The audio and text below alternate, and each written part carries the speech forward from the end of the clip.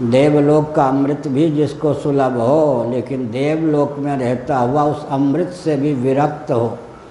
श्रीमद् भागवत के एकादश स्कंद के अनुसार मैं बोल रहा हूँ।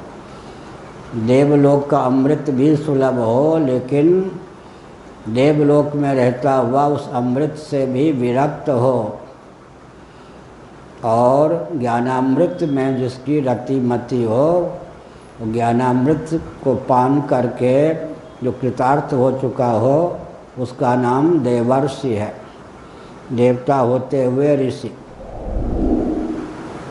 ये जो दार्शनिक सिद्धांत हैं, ये सब के सब अवतारवाद के माध्यम से इतिहास बन जाते हैं। यह गंभीर वाक्य मैंने कहा। दर्शन, विज्ञान और व्यवहार, श्रुति, युक्ति, अनुभूति, तीनों में सामंजस्य साधकर अध्ययन अध्यापन कराने वालों का विलोप हो गया।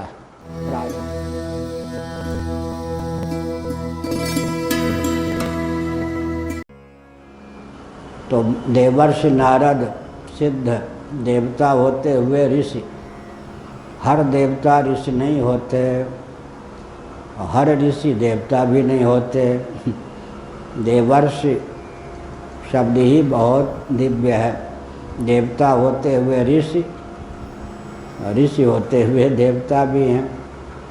देवता होते हुए ऋषि, देवता होते हुए भी देवलोक के वैभव में समासक्त होकर उस वैभव की दास्ता को न पालने के कारण भगवत तत्व में ही मनो योग के कारण उनका नाम देवर्षि नारद है। केवल अमृत तक जिसकी गति हो उसको देवता कहते हैं। और ब्रह्म विद्या जो मृत्यु पर सदा के लिए आत्यंतिक विजय प्राप्त कराने में समर्थ है, उसका नाम, वह किसी ने पान कर लिया, सेवन कर लिया, आत्मसात कर लिया, तो देवता होते हुए उसका नाम ऋषि हो जाता है। देवलोक का अमृत भी जिसको सुलभ हो, लेकिन देवलोक में रहता हुआ उस अमृत से भी विरक्त हो। श्रीमद् भागवत के एकादश स्कंद के अनुसार मैं बोल रहा हूँ। देवलोक का अमृत भी सुलभ हो, लेकिन देवलोक में रहता हुआ उस अमृत से भी विरक्त हो, और ज्ञानामृत में जिसकी रति मति हो, ज्ञानामृत को पान करके जो कृतार्थ हो चुका हो, उसका नाम देवर्षि है, देवता होते हुए ऋषि। इधर महर्षि अंगिरा। अंगिरा कौन है जी? अग्नि के अवतार। इस पर एक निबंध लिखने का विचार है, समय मिलेगा तो। ये जो दार्शनिक सिद्धांत हैं, ये सब के सब अवतारवाद के माध्यम से इतिहास बन जाते हैं। यह गंभीर वाक्य मैंने कहा। दार्शनिक सिद्धांत व्यावहारिक रूप धारण करके ऐतिह्य तथ्य बन जाते हैं। आजकल के वैज्ञानिक आदि जितने हैं, उनको इस तथ्य का ज्ञान नहीं, क्योंकि समग्र अधिभूत, अध्यात्म, अधिदैव, जीव, ईश्वर और ब्रह्म, इन तत्वों का विज्ञान भौतिकवादियों को है नहीं। तो हमने क्या संकेत किया? अभी सुप्रीम कोर्ट के जस्टिस ने एक वकील को श्री राम जन्मभूमि के बारे में पूछ दिया।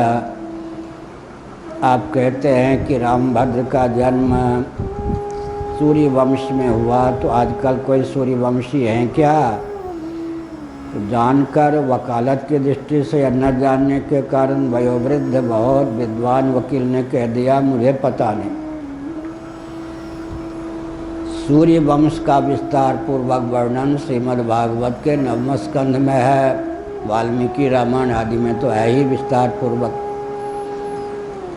चंद्र वंश का वर्णन तो श्रीमद् भागवत के 10वें स्कंध में मिलता है। अग्नि वंश का वर्णन कम है, लेकिन हमारा एक ग्रंथ है सार्वभौम सनातन सिद्धांत, बहुत परिश्रम करके कई पुराण महाभारत आदि का अध्ययन करके अग्निवंश का उसमें हमने क्रम से वर्णन किया है, वंश परंपरा का वर्णन किया है। अग्नि से ही अंगिरा शब्द की निष्पत्ति हुई है। तो ये अंगिरा ऋषि जो हैं कौन हैं? अग्नि के अवतार हैं। श्रीमद् भागवत का अध्ययन अगर आर्ष परंपरा से हो तो पूरे विश्व का कलेवर बदल जाए। 2-4 भागवत के जानकार व्यक्ति ही विश्व में स्वस्थ क्रांति ला दें, लेकिन अध्ययन अध्यापन की प्रथा ही वह विलुप्त हो गई। दर्शन, विज्ञान और व्यवहार, श्रुति, युक्ति, अनुभूति तीनों में सामंजस्य साधकर अध्ययन अध्यापन कराने वालों का विलोप हो गया प्रायः। यही श्रीमद् भागवत में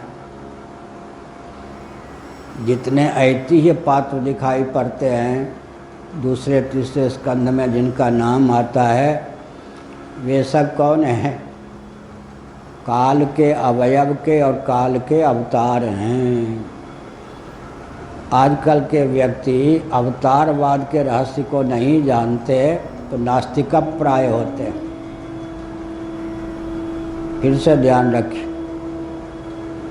श्रुति स्मृति पुराने इतिहास में जो अवतारवाद का चित्रण है, उसके स्वरूप को जो नहीं जानते वो विश्व का इतिहास ही नहीं समझ सकते।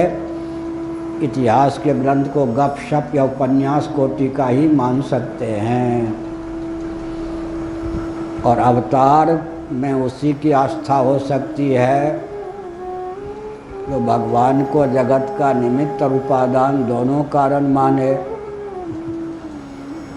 वही भगवान का साक्षात अवतार मान सकता है। अवतार तो मानते हैं लेकिन भगवान का साक्षात अवतार नहीं मानते। कौन? वैशेषिक, नैयायिक, कुरान शरीफ बाइबल की सीमा वाले, योग दर्शन वाले, ये अवतार तो मानते हैं लेकिन भगवान साक्षात अवतीर्ण होते हैं या इनकी मान्यता इसलिए नहीं है कि कदाचित ये भगवान को मानते भी हैं तो भगवान को जगत का केवल निर्माता निमित्त कारण ही मान लेते हैं, उपादान कारण नहीं मानते। इसीलिए अवतारवाद वेदों का बहुत गुप्त सिद्धांत है। दयानंद स्वामी आदि ने उपहास किया। श्री राम कृष्ण को अवतार तो माना लेकिन मुक्त जीव का अवतार माना, साक्षात भगवान का नहीं। उनका दोष नहीं, क्योंकि उन्होंने जगत का केवल निमित्त कारण भगवान को माना। अपनी सीमा में इससे अधिक उनकी गति हो ही नहीं सकती। मैंने एक दिन यहाँ कहा था, कुछ दिन पहले,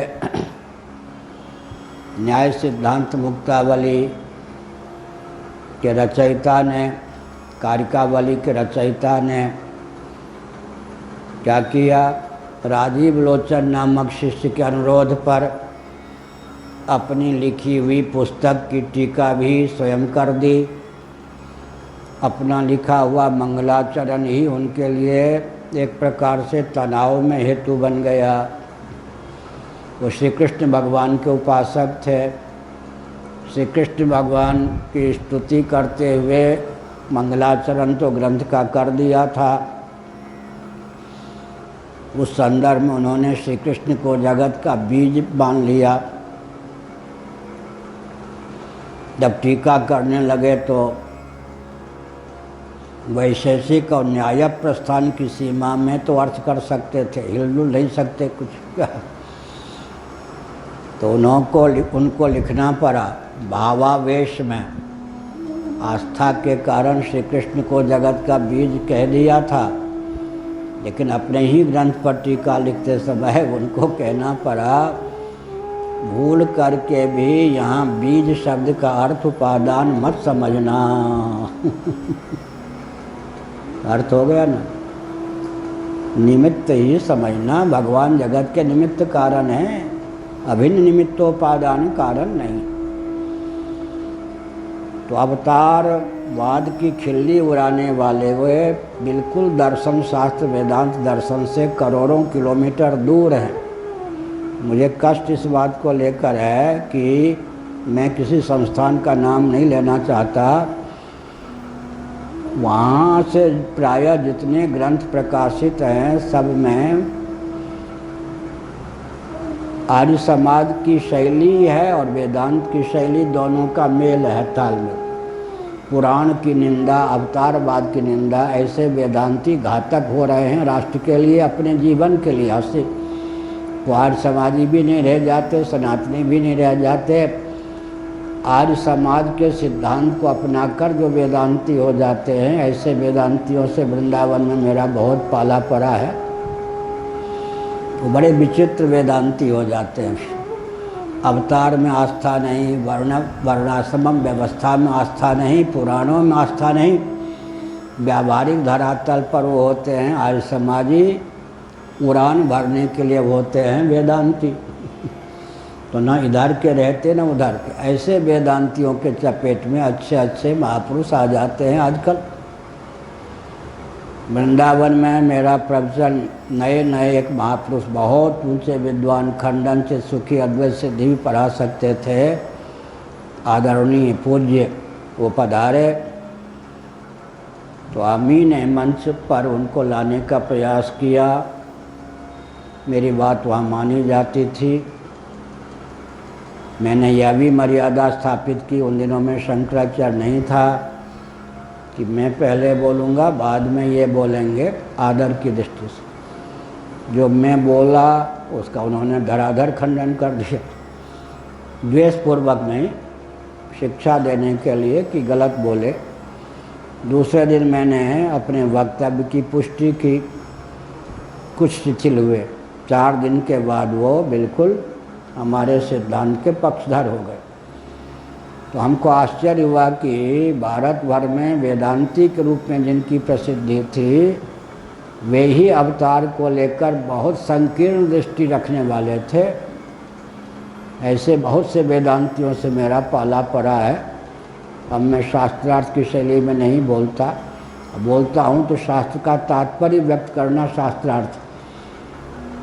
वो जो आजकल प्रसिद्ध है शास्त्रार्थ, उस शैली में आजकल मैं नहीं बोलता। जब से शंकराचार्य, मैंने क्या संकेत किया, यहाँ दिक् के देवता महाभारत आदि में अष्टावक्र का पाला पड़ गया बुढ़ी देवी से। उसने परीक्षा ली, इनका चित्त डमाडोल होता है या नहीं। बाद में वो निकली बुढ़ी देवी उत्तर दिक् की अधिष्ठात्री। तो यह इसका अर्थ क्या हुआ, दिक् दिक् 10 दिक् 8 दिक् 4 दिक्, दिशा, दिशा का भी अवतार, अमुक अमुक महर्षि, अमुक अमुक देवी, अमुक अमुक वो। नक्षत्र के अवतार रोहिणी इत्यादि कौन है, नक्षत्र के अवतार, कोई सूर्य के अवतार, कोई चंद्रमा के अवतार। अंगिरा जी कौन, अग्नि के अवतार हैं। तो बड़ी विकट स्थिति है। और जो ऋषियों के नाम हैं महाभारत में आया है, वो कौन है, अधिकांश प्रसिद्ध ऋषि, अष्टधा प्रकृति के अवतार 8। अब ये सब तो सुन के ही चौंकेंगे। ऐतिह्य धरातल पर दर्शन शास्त्र को प्रकट करना, ये पुराण की विशेष गाथा, इसी का नाम तंत्र शास्त्र होता है। क्या जितना हमारा क्या है दार्शनिक सिद्धांत है, सबको अवतारवाद की दृष्टि से ऐतिह्य धरातल पर प्रकट किया गया है। बात क्या है, जो जो तत्व है, पृथ्वी है, जल है, तेज है, वायु है, आकाश है, सबके अधिदेव हैं या नहीं। पंचदेव का अर्थ ही क्या होता है, इसी प्रकार मन है, बुद्धि है, चित्त है, अहंकार है, ज्ञानेंद्रियाँ हैं, कर्मेंद्रियाँ हैं, दिक् है, काल है, वस्तु प्रभेद है। ऐतिह्य धरातल पर देखें तो हमारे सब पूर्वज जो थे, कोई दिक् के अवतार, कोई काल के अवतार, कोई वस्तुअंतर के अवतार, कोई पंचभूत के अवतार, कोई मन के अवतार, कोई बुद्धि के अवतार। नारद जी को मन का अवतार ही माना जाता है। अंगिरा जी को अग्नि का अवतार माना जाता है। मैंने यह संकेत किया। इस संकेत का अर्थ ये है कि ऋषि मुनि भी जो हैं सामान्य नहीं हैं। ये अभिमानी देव, दिक् देव, काल देव, वस्तुदेव, अग्नि के अवतार, वायु के अवतार, वायुदेव, सूर्य भगवान का एक रूप हम नभोमंडल में नेत्रों से देखते हैं। लेकिन कर्ण के पिता वो हैं, सुग्रीव के वो पिता हैं, या कौन है या नहीं? इसका मतलब क्या हुआ? यहाँ चंद्रदेव हमको नभोमंडल में नेत्रों से दिखाई पड़ते हैं, वे चंद्र वंश के प्रवर्तक हैं। अग्निदेव अग्नि वंश के प्रवर्तक हैं। जलदेव, जल से वंश चलता है, वरुण आदि जो है प्रजापति, ये सब जो है वंश प्रवर्तक हैं। ये सब के सब तत्व जो हैं वो चिद्रूप हैं। अधिदैव की दृष्टि से पृथ्वी चेतन, जल चेतन, वायु चेतन, अग्नि चेतन, आकाश चेतन, चिद विलास जगत है, चिदाश्रित जगत है, चिद विवर्त जगत है, चिन्मय जगत है, अंत में चिन्ह मात्र है। इसीलिए जो जड़ वस्तु हमको दिखाई पड़ती है वो भी चेतन है। जगत चेतन में प्रतिष्ठित है। चित धातु ही सबका उपजीव्य आधार है। इस रहस्य को जानकर जो व्यक्ति जानकार कहीं भी चला जाए तो प्रतिष्ठित हो जाता है, सम्मानित हो जाता है। योगक्षेम उसका यह ज्ञान वहन करता है, ये निष्ठा ही उसके योगक्षेम का वहन करती है।